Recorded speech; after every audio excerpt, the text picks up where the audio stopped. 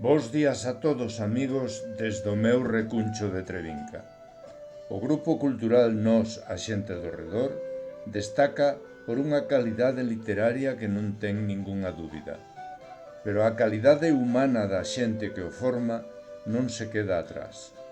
Xavier Neriz ten, entre moitas virtudes literarias e humanas, a de deleitarnos co seu gran sentido do humor, co que adorna a súa palabra aínda nos momentos máis difíciles.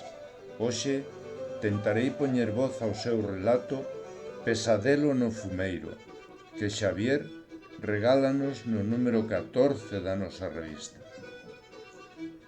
Pesadelo no fumeiro.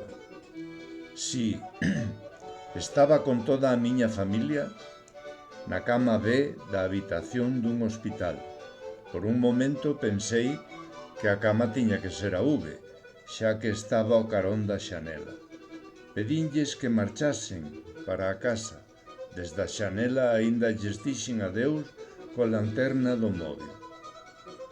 Esa mañá estábamos todos, eu na cama B da habitación, e eles alrededor de min. Viñeron dúas persoas vestidas de branco e empurraron a cama por corredores interminables ata unha zona chea de luces. Antes de entrar alí, todos me deron un bico. Eu estaba asustado. Varias persoas vestidas de verde e con gorros verdes na cabeza. Unha muller preguntoume o meu nome. Colleume un brazo e conectoume non sei que cousas a unha vía. Chamábanlle eles. Todo foi ben, segundo o previsto. Era unha voz familiar, a da miña muller. Abrín os ollos e vin xunto a ela ao meu irmán.